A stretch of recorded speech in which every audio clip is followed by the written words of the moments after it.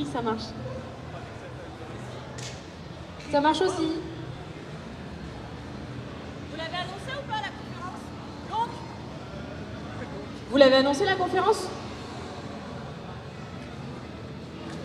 Donc pour tous les gens qui sont curieux, qui veulent découvrir ce qu'est le cosplay ou redécouvrir ce loisir créatif absolument passionnant, je vous invite à venir près de nous sur scène.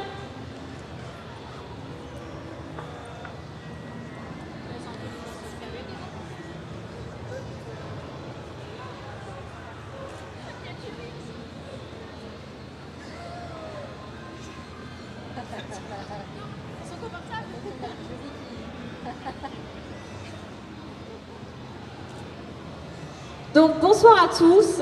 Ce soir, on est vraiment honorés d'être là pour vous parler d'une activité qui nous tient à cœur et qui est le cosplay.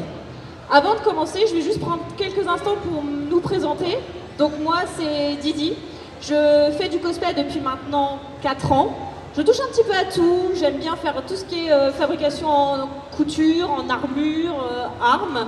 Et je peux très facilement passer en fait de la princesse paillette à la guerrière badass à la méchante psychopathe. Moi c'est Jessie, ça fait aussi 4 ans que je fais du cosplay. Je touche aussi un petit peu à tout, couture, voilà, perruque, beaucoup. J'essaye de me spécialiser un peu dans les travails de perruque. Après moi je suis plus limitée dans les roleplays, j'ai moins l'habitude de faire les méchantes, il faut que je me force un petit peu, mais voilà. Donc, ce soir, on va juste reprendre les bases, vous expliquer un petit peu ce que c'est le cosplay, son histoire, vous donner quelques pistes pour ceux qui voudraient éventuellement se lancer dans l'aventure. Et on fera après le tour des matériaux et des outils qu'on peut utiliser dans ce loisir créatif. Et si on a le temps, on vous présentera aussi un peu notre association qui s'appelle donc Cosplayers de France. Alors, le cosplay, qu'est-ce que c'est? Est-ce qu'il y a des gens qui ne savent vraiment pas du tout ce qu'est le cosplay à l'heure actuelle? Ah ouais, d'accord, bravo. Merci. Je me sens soutenue. Donc en fait, le cosplay, c'est une activité qui consiste à porter un costume, qui soit fait main ou acheté, et ensuite incarner le personnage, lui donner vie. Alors ça peut être un personnage issu de fiction, genre manga, bande dessinée. Oh, merci. Oui. Merci accessoiriste. Oui. Donc un personnage issu de fiction, manga, jeux vidéo, séries, films, etc. Question qu'on nous pose souvent, mais à quoi ça sert? À quelle occasion vous portez vos costumes? Alors du coup les costumes on les porte comme aujourd'hui en convention pour pouvoir parader un peu dans les allées. On va également les porter lors d'animations, par exemple aux sorties de cinéma sur des films spécifiques. On va créer nos costumes et animer la sortie du film. On va faire aussi des animations dans des boutiques spécialisées, geeks, jeux vidéo, ou alors des animations comme des ateliers comme on fait sur notre stand, atelier de création baguette magique. On fait également des shootings, on fait des shootings photos, on fait des vidéos, animation donc avec les enfants, on fait des ateliers de création, bref. Les occasions de porter son costume sont assez nombreuses et c'est tout pour nous plaire. Le cosplay. Alors contrairement à ce qu'on pourrait croire, ça ne vient pas du Japon. Le cosplay vient des États-Unis et... Excusez-moi. Fangirl. Donc ça vient du Japon, et pas du Japon justement, des États-Unis, et c'est le premier cosplayer en date est Forrest G. Ackerman, qui arrive dans la toute première convention de science-fiction qui s'appelle la Worldcon, avec son costume d'homme du futur qui crache des étincelles.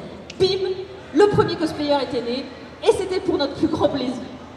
Ensuite, c'est un mouvement qui va pas mal se développer dans les années en fait 60-70 avec l'arrivée de Star Trek et Star Wars, qui sont des licences extrêmement connues, parce qu'en fait dans les conventions de science-fiction, les gens vont participer à ce qu'on appelle des mascarades. Ils vont reproduire le plus fidèlement possible les personnages qui leur tiennent à cœur, leurs personnages préférés, lors de concours. Et un peu plus tard, donc dans les années 80-90, le Japon a découvert le cosplay et il s'est très vite démocratisé, répandu dans le Japon, notamment avec Bioman, etc. Et ce qui fait qu'on pense souvent à tort que c'est le Japon qui a créé le cosplay parce que c'est un gros phénomène là-bas, voilà, en fait. C'est vraiment c'est très prisé. On peut aller dans une boutique, acheter un costume, perruque, chaussures, tenue, lentilles. En 5 minutes, on a notre cosplay, quoi. Et donc c'est un japonais qui a créé le terme de cosplay. Donc il se divise en deux, cos pour costume et play pour jouer. Donc on est en costume et on joue le rôle du personnage qu'on veut interpréter. Et en France, ou du moins en Europe, c'est arrivé un peu plus tard, dans les années 90. Où là, on a une culture qui est entre du coup la culture américaine et la culture japonaise. On crée, où on achète les costumes, c'est assez variable. Est-ce que jusqu'ici tout va bien? Merci, je vous adore. Petit tour des bienfaits du cosplay. Beaucoup voient cette activité comme quelque chose d'assez régressif, comme quoi, voilà, on veut juste s'échapper le temps d'une journée, qu'on ne veut pas grandir, etc. Syndrome du Peter Pan, par exemple, qu'on Voilà. nous lance des fois. Voilà. Eh bien, c'est bien, mais c'est pas vraiment ça. En fait, il faut savoir que le cosplay peut vous apporter énormément de choses, énormément de compétences, que ce soit utile, qui seront utiles également dans votre vie personnelle, dans votre vie professionnelle. Par exemple, quand on crée soi-même un costume, ça demande énormément d'organisation. Vous allez développer des trésors d'organisation pour savoir comment créer votre costume. Quand, comment, quels matériaux, quel tutoriel, dans quel ordre je vais faire, etc. C'est extrêmement important. Ensuite, il faut savoir qu'il n'y a pas d'école du cosplay. Donc, il va falloir à un moment vous lancer. Il va falloir que vous soyez plutôt débrouillard, que vous soyez autodidacte, même si maintenant il y a beaucoup de tutoriels, de choses qui sont sur Internet. Voilà, c'est à vous de vous lancer, d'essayer, de pleurer, d'échouer, mais on persévère, on patiente et on y arrive. On apprend sans cesse. Moi, je sais que, par exemple, le cosplay, étant donné que c'est quand même une activité internationale, me fait énormément travailler mon anglais. Ça m'a permis, moi, de retravailler mon anglais et redécouvrir ce... Oui, moi j'ai encore du mal avec ça. Très bien. À redécouvrir cette langue parce que on est obligé si on veut faire les choses et si on veut avoir un maximum d'informations. On découvre régulièrement des nouveaux produits, des nouvelles techniques parce que, heureusement pour nous, il y a de plus en plus de fabricants qui se mettent à créer des produits exprès pour les cosplayers. Donc comme je le disais tout à l'heure, on échoue, on pleure, on se rate, mais on n'abandonne pas. Donc on apprend à persévérer, à se relever, on se remet en question et on apprend aussi la valeur des choses. Pourquoi? Parce qu'on réalise le temps, l'argent et l'énergie qu'on met à faire ces costumes et du coup on devient beaucoup plus respectueux aussi envers les autres et envers le travail des autres parce qu'on réalise ce que c'est et voilà, on se responsabilise et on développe une certaine notion de respect. On va avoir aussi forcément la magie, la satisfaction quand on s'est raté 4 fois sur une pièce de couture et qu'au final on réussit enfin à faire ce qu'on veut, on est satisfait, on va partager ce qu'on a fait parce qu'on est heureux d'avoir enfin réussi à faire ce qu'on voulait. Forcément ça va créer une certaine reconnaissance des autres parce que on va des fois avoir des messages sur nos pages perso en nous demandant comment t'as fait ça, j'y arrive pas, j'ai pas réussi, et du coup on donne des conseils, on a un vrai partage avec les autres. Reconnaissance en convention, quand on reconnaît son personnage. Oui, reconnaissance en convention, quand on a un personnage des fois qui est un petit peu atypique et qu'on le reconnaît, ça fait toujours plaisir quand on reconnaît notre personnage et qu'on veuille prendre une photo avec nous, on ne mord pas, faut pas hésiter à demander.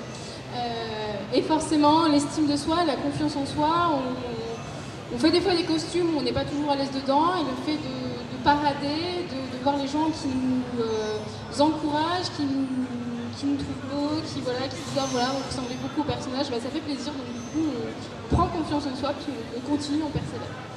Et forcément de l'évasion, ça nous permet aussi dans des moments comme ça, dans des conventions, on est entre amis, on partage la même passion, on s'évade et on oublie des fois les petits à côté, les petits soucis du quotidien.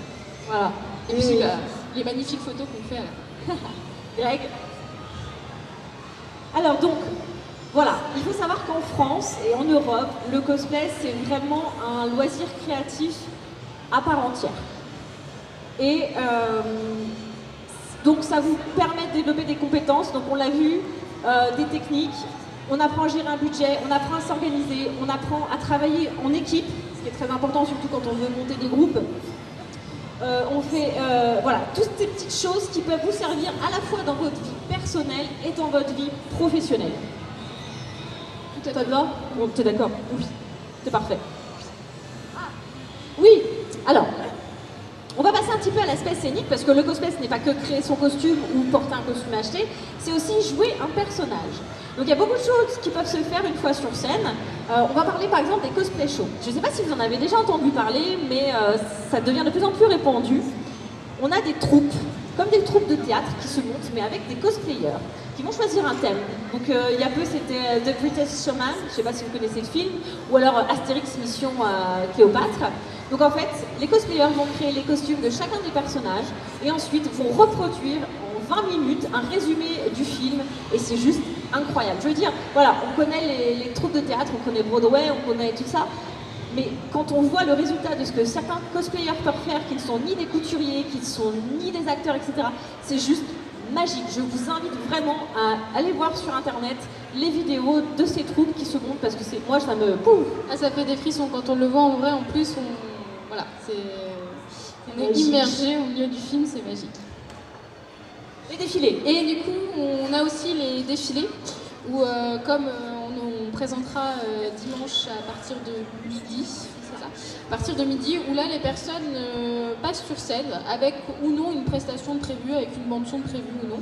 Et là, c'est vraiment juste pour passer sur scène, présenter son costume, faire quelques poses photos ou vidéos et le plaisir voilà, de montrer son costume, de passer sur scène sans compétition, juste voilà, le plaisir de partager sa passion du cosplay. Totalement. Costume acheté, fait main, voilà. Il y a pas de c'est limite. juste ce qu'on appelle un défilé, un catwalk. Après vient tout ce qui va être concours. Donc là on monte un petit peu la barre. Pourquoi? Parce que qui dit concours, dit jury, dit récompense, dit prix. Donc en général, comment ça se passe? C'est simple, on va demander à la personne qui participe au concours de préparer une prestation d'1 minute à 1 minute 30 avec un support audio ou vidéo, comme vous pourrez voir demain, c'est 14h je crois, 14h sur scène. Et là, la personne donc, va faire son show et il va passer aussi devant un jury, c'est-à-dire un jury qui va inspecter le costume, les techniques de travail, sous tous les angles, dans le but de déterminer qui est le meilleur lors de cette compétition. Les jurys en général sont entre 3 et 5, on essaie d'avoir un jury assez complémentaire, qui touche un petit peu à tout. Pas avoir que des personnes qui font que de la couture ou que de l'armure, vraiment variées. Oui, voilà. Et sachant que plus on va monter en niveau en compétition, plus l'enjeu va être important. Tout à fait, donc on a des concours qui sont au niveau local, comme on a ici au Festival de Jeux. On va avoir des concours qui sont au niveau national, comme la Coupe de France qui a eu lieu le week-end dernier. Oui, et c'est la deuxième année, c'est tout nouveau. C'est la deuxième année, ils relancent la troisième année. Là, les sélections ont commencé depuis septembre, je crois. Et c'est pas Didi. Et on va avoir des concours au niveau européen, comme le CG, ou des concours internationaux, comme les World Cosplay Summit, qui sont des gros concours où là, on a vraiment des gros prix. Il y a également plusieurs costumes à créer. Il y a aussi tout le côté à fournir sa démarche de création de costume, c'est-à-dire qu'on ne fait pas juste, on vient de présenter son costume, on monte tout un dossier, on présente dans le dossier comment on a créé le costume, comment on a créé le duo pour les World Cosplay Summit, en tout cas c'est des duos, comment on a fait la mise en scène, etc., les accessoires de scène. Donc là c'est quelque chose de plus lourd qui se monte en plusieurs mois pour pouvoir faire ce genre de concours international. Et bien sûr, il faut savoir qu'en Europe, on a quand même des différences par rapport aux autres pays. Je vois par exemple, en Europe, on est très attaché au côté fait main et au côté prestation. C'est-à-dire que le loisir créatif et l'incarnation du personnage. Aux États-Unis, par exemple, c'est pas du tout ça. On va plus être axé sur le côté création du personnage. Parce qu'en général, ils font pas trop de prestations lors de leur concours. Ils arrivent, ils défilent, ils prennent 2-3 pauses et ils repartent. Par contre, au Japon, c'est totalement l'inverse des États-Unis, où là, comme je disais tout à l'heure, on peut acheter un costume, on va dans une boutique, on achète perruques, accessoires, etc. Mais par contre, ils apportent beaucoup d'importance au roleplay, c'est-à-dire que la personne, elle a peut-être acheté son costume, mais elle va incarner à la perfection le personnage en imitant toutes ses mimiques, son caractère, son faciès, etc. Et c'est vraiment ce qui est le plus important pour les Japonais. Totalement. Est-ce qu'il y a des gens qui veulent se lancer ? On va vous donner quelques pistes pour ceux qui éventuellement voudraient réaliser. C'est tellement pas crédible. Non, c'est pas crédible. qui voudraient se lancer dans la confection de leur costume. Donc après, c'est voilà, c'est une démarche que nous, on adopte. À vous, vous êtes libre de l'adapter ou pas. Donc, première chose à faire, merci Captain Obvious, choisir votre costume. Alors que ce soit un coup de cœur que vous ayez quand vous étiez enfant, que ce soit parce que vous avez déjà une partie d'un accessoire qui vous permettra de réaliser le costume, que ce soit parce que le personnage a quelque chose en commun avec vous, que ce soit au niveau du caractère, au niveau du physique. Bref, première chose à faire, choisir le personnage. Ou un groupe aussi, des fois on n'a pas forcément un personnage en tête et puis on nous propose de participer à un groupe et puis finalement on s'entraîne voilà. dans un personnage. On fait par exemple un groupe d'ici Bombshell, voilà, et on se retrouve, voilà. Ensuite, bah c'est simple, on a choisi son personnage, tout va bien. Et là, c'est l'étape la plus importante, j'ai envie de dire, quand vous voulez réaliser votre costume, il va falloir faire des recherches. Recherche de quoi? De tout ce que vous pouvez. Recherche d'images de référence, recherche du caractère du personnage, recherche de ses ambitions, etc. Pourquoi? Parce que c'est ce qui va vous permettre de pouvoir confectionner derrière le costume en toute sérénité.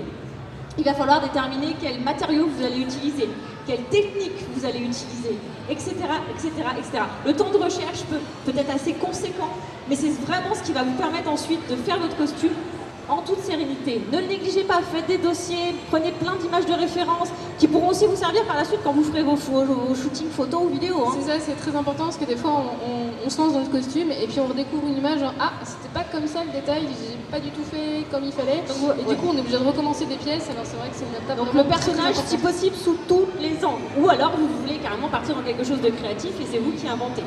Donc ensuite, une fois que vous avez votre dossier bien complet, vous étudiez le design, comment les polières est faite, comment le tissu, comment ci, comment ça, les reflets de dos, de face, la perruque, les lentilles, le maquillage, etc. On étudie au maximum, on n'hésite pas à redessiner. Moi je sais que j'aime bien refaire des dessins, des pièces sous toutes les angles pour pouvoir mieux visualiser. Et ensuite, on prépare, on fait le choix de ses matériaux, on fait le choix de ses techniques et on passe à la caisse, et souvent ça fait mal. Pour pouvoir commencer la confection du costume. Et donc on va pouvoir commencer l'élaboration du costume. Alors après il y a différentes techniques, il y en a qui préfèrent commencer par le plus simple, peut-être la partie tissu, il y en a qui préfèrent commencer par les parties plus compliquées comme les armures ou les wigs pour certains. Là vraiment c'est... Alors les wigs c'est les perruques. Excusez. C'est vraiment... une habitude de chacun, certains sont plus à l'aise avec le tissu, le bord-plat, donc on commence par la partie dans laquelle on est plus à l'aise.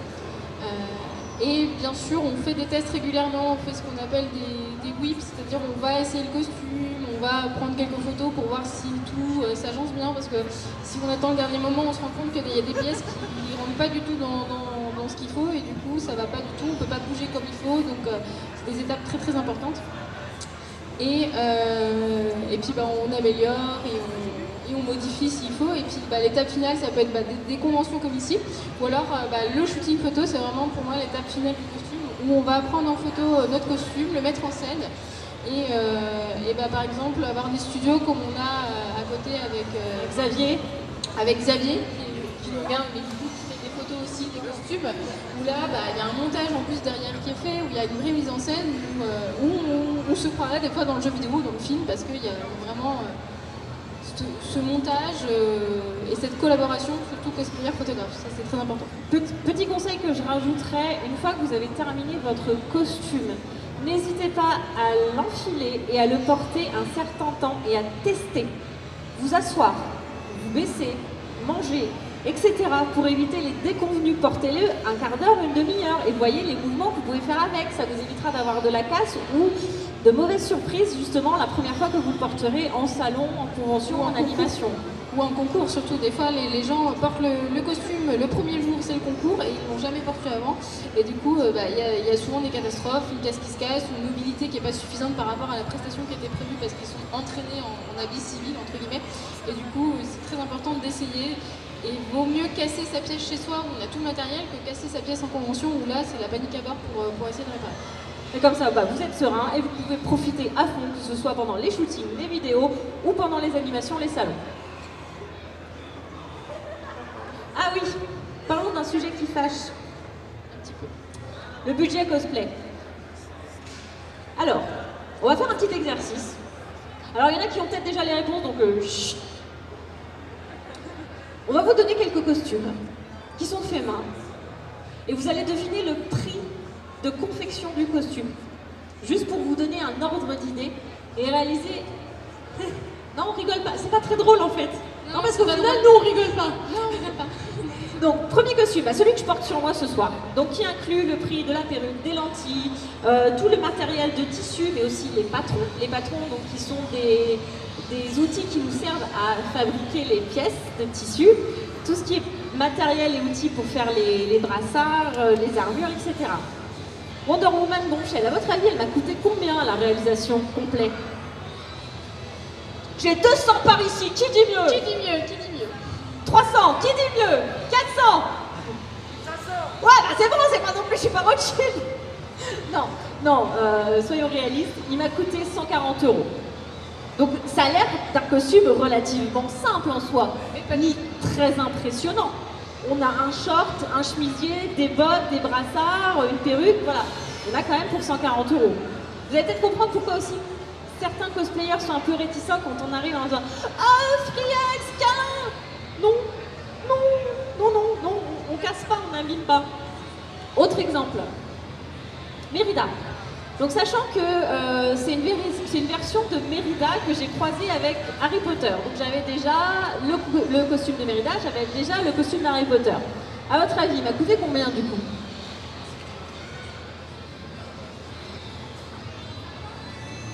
150? 100? 200? Bah au final non, il m'a rien coûté. J'avais déjà Mérida. J'avais déjà un costume de l'univers de Potter. J'ai mélangé les deux, j'ai créé un nouveau costume, un nouveau personnage, gratuitement. J'ai juste réutilisé des chutes de thermoplastique pour me fabriquer une baguette magique. Donc en soi, si on arrive à être un peu débrouillard et un petit peu dans le recyclage, on peut se faire des costumes vraiment pas chers. Et pour mon dernier exemple à moi, donc Jaina, donc un costume extrêmement complet. J'attends vos estimations, sachant qu'on a énormément de pièces de couture, d'armure, on a également un bâton qu'on voit dans le dos, on a la perruque, on a les lentilles, etc. Plusieurs essais aussi. Ouais. Oui. J'ai refait le bâton, j'ai refait le haut, j'ai refait pas mal de choses, la perruque. J'ai 500, 400, on est à plus de 500 €. Donc comprenez pourquoi les costumes peuvent prendre beaucoup de temps à être réalisés, que c'est vraiment important pour nous, voilà, d'avoir le respect aussi du visiteur, de ne pas toucher à tout, de ne pas nous faire des câlins ou de demander en fait avant, parce que ce sont des choses qui peuvent coûter extrêmement cher. On va passer sur l'exemple de Jess avec ses Zelda. Donc la première, c'est Zelda issue du jeu Hyrule Warriors, donc qui est exposé juste à côté. Où là, c'était une première pour tout, donc j'ai dû acheter toute la base de matériel. Son premier costume armure, c'est pas mal quand même. Vos estimations? 250. Ah, plus. Plus, qui dit mieux? Qui dit mieux? 300, qui dit mieux? Je frôle les 400 € pour la création de ce costume-là, parce que j'ai dû acheter énormément de matériel, donc Warbla, mousse, etc. On en parlera juste après. Des patrons de couture, des échecs aussi de couture un petit peu, forcément. Plusieurs wigs pour faire la wig, en fait. Donc je frôle les 400 € pour ce costume-là. Et à côté, c'est ma deuxième Zelda, avec un dé. Ouais, non, c'est pas grave, je t'ai fatiguée. Ouais, c'est pas grave. La deuxième Zelda, cette fois-ci, issue du dernier jeu Breath of the Wild. Qui semble plus simple dans la conception, moins élaborée, semble, peut-être pas d'armure, beaucoup de couture. Il y a des pièces quand même de bijoux qui sont dans les mêmes matériaux, et après au niveau de la couture, comme j'ai forcément regardé toutes les images, j'ai dû beaucoup chercher pour trouver... Mesdames et messieurs, faites vos jeux. 200 300 Non, là du coup, elle m'a coûté beaucoup moins cher, parce qu'en fait c'est la même perruque que j'ai utilisée, puisque c'est la même couleur de cheveux. Les chaussures, c'est des chaussures que je mets en fait dans la vie de tous les jours. Et le tissu, c'est un tissu d'occasion que j'ai trouvé à 10 € dans un magasin de tissu qui était une fin de rouleau. Donc au final, ça m'a coûté une dizaine d'euros pour faire le costume, parce qu'en fait j'ai utilisé des chutes de matériel, des perruques que j'avais déjà, des chaussures que j'avais déjà. Donc en fait ça m'a venu à une dizaine d'euros. Donc voilà, comme quoi le budget c'est très personnel. Après moi je sais pas pour toi, j'aime bien choisir des beaux matériaux, des belles perruques, des beaux tissus. Donc forcément, je ne vais pas hésiter à mettre le prix, quitte à prendre le temps pour avoir la C'est ça, je pour faire les préfère choses. aussi mettre des fois une dizaine d'euros de plus sur le mètre au tissu, mais avoir un tissu de qualité qui se tienne bien et qui ressemble bien au niveau de la couleur. Mais on peut avoir des choses sympas pour pas trop cher. C'est ça, c'est possible. En fouillant bien et en regardant dans le matériel qu'on a, on peut. Ah, on va aborder du concret. Alors, on va passer rapidement la liste des outils et des matériaux qu'on utilise en général quand on veut réaliser nos costumes, sachant que c'est une liste qui n'est pas exhaustive, que derrière, hein, bien sûr, vous pouvez en rajouter suivant votre créativité et votre imagination. Je vous surprends pas si je dis qu'une machine à coudre et tout ce qui est mercerie va servir. Je pense que ceux qui veulent se lancer dans la couture à la main, je vous souhaite beaucoup de courage, mais vous allez vite vouloir investir. Donc une machine à coudre, tout ce qui va être outils de découpe, donc les tapis, les scalpels, les cutters, les ciseaux, ce qu'on appelle maintenant les décapeurs thermiques. On vous expliquera pourquoi c'est utile avec tout ce qui est thermoplastique, donc Jessie vous en parlera après. Tout ce qui est outil multi-rotatif, genre Dremel, enfin genre le genre d'outil que jamais je me serais douté d'utiliser un jour. Moi il y a 4 ans tu m'aurais dit tu vas utiliser un décapeur thermique et une Dremel, j'aurais regardé, j'aurais fait ouais, c'est quoi? Voilà, c'est ça, c'est quoi? Je connais pas. C'est le truc dans les habits de papy, c'est ça? Déjà décapeur thermique, on dit le sèche-cheveux qui souffle fort. Oui, d'accord. Tout ce qui va être moyen pour coller, donc les pistolets à colle chaude, les pinceaux en tout genre, le pyrograveur qui va permettre de faire certains effets de ciselage et de gravure, tout ce qui va être outil de modelage, de sculpture, l'aérographe. Je peux même mettre maintenant l'imprimante 3D dans les outils. Oui, l'imprimante 3D est pas mal utilisée maintenant. Vive la technologie. Après, l'utilisation de l'imprimante 3D fait encore pas mal de polémique justement dans les cosplayers, notamment en Europe, puisqu'on parlait tout à l'heure qu'on aime beaucoup faire les choses main. Et certains estiment que le fait d'utiliser une imprimante 3D, bah, c'est facile, on met le logiciel, on met en route et puis bah, ça fait tout seul. Modélise son truc, il faut modéliser avant si on n'a pas le modèle. Et puis après, il y a tout le travail de ponçage et de collage de l'imprimante 3D qu'il faut prendre en compte et qui prend pas travail de finition à faire derrière, ça sort pas tout propre, tout beau. Hein. Et de peinture aussi. Donc voilà un peu les outils, on va dire, de base, un peu phare qu'on utilise. C'est le kit de démarrage du cosplayer. Le kit de survie du cosplayer. Si vous voulez faire les choses sans trop de difficultés, avec le plus de plaisir possible. Après, du coup, on va forcément associer ces outils-là des matériaux. Donc forcément, j'ai d'autres personnes le tissu. Il faut bien avoir du tissu pour faire nos vêtements. Tissu, puis, tout ce qui va avec, hein, tous les outils de mercerie, etc. On va avoir forcément tout le travail de peinture, de vernissage sur tous les accessoires qu'on va faire ou sur les armures.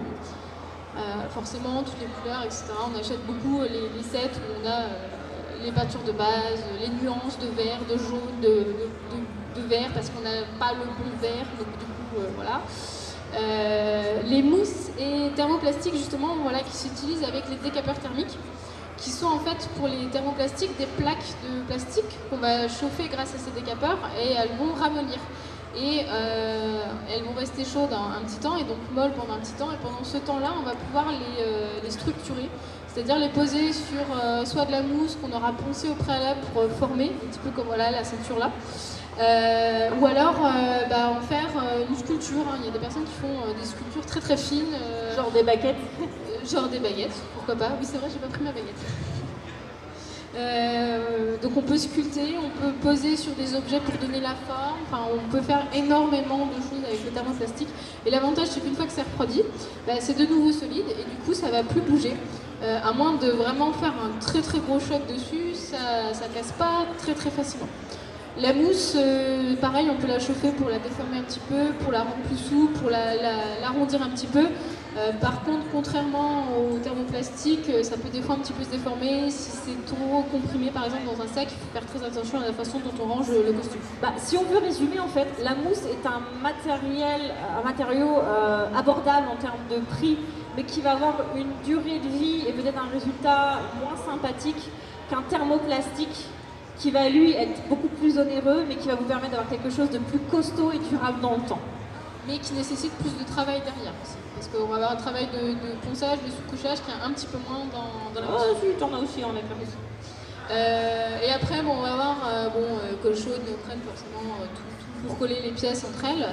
Et le latex qui peut servir à isoler les pièces, à les peindre, faire des prothèses pour la mousse, faire les prothèses de maquillage. parce qu'on peut mouiller notre propre visage, faire des prothèses d'oreilles, parce qu'on n'a pas des oreilles pointues, etc. Tout le travail de résine pour par exemple faire des bijoux avec des LED intégrés, etc. Oui, c'est bon, j'ai dit les LED qu'on peut intégrer donc, dans les résines, etc. pour ajouter un petit peu de lumière dans nos costumes.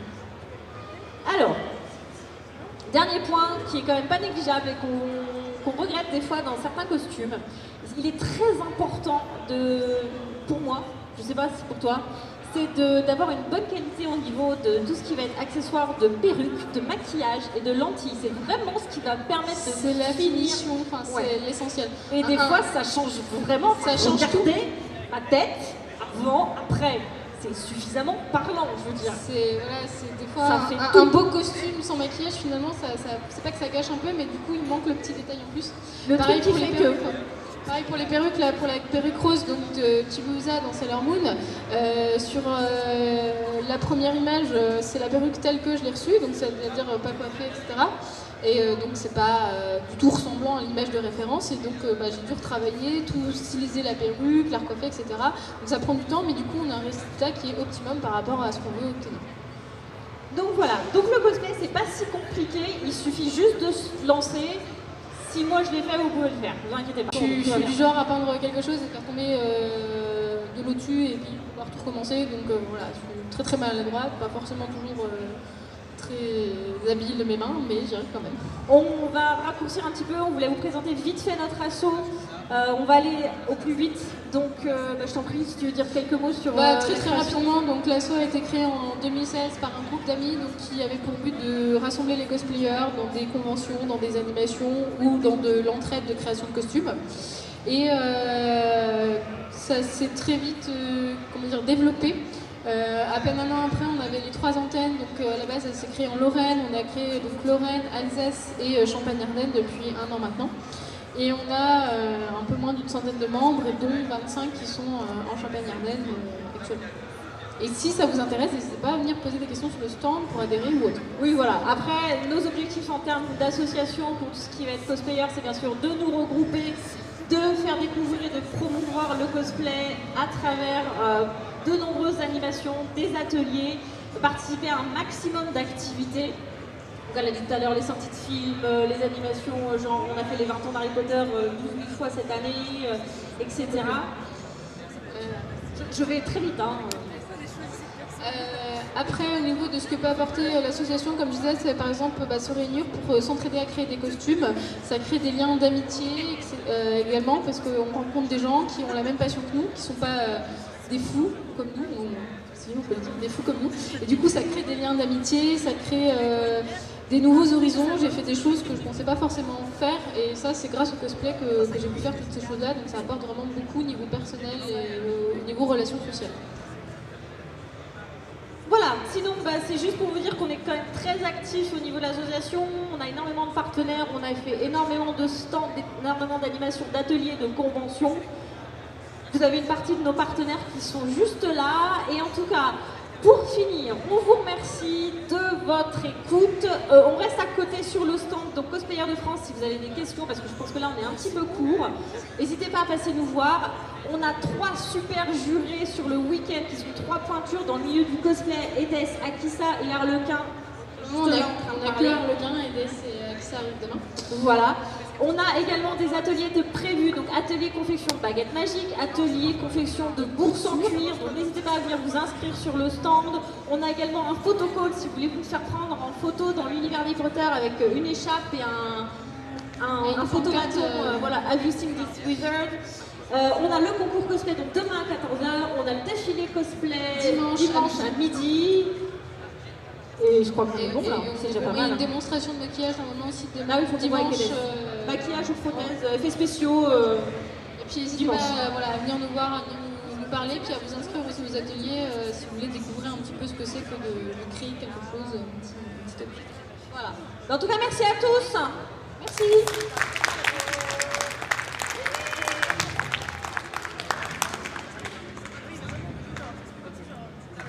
Ça va, on était dans les temps? Ça va se payer cher, hein? Je veux une bière. Une 2.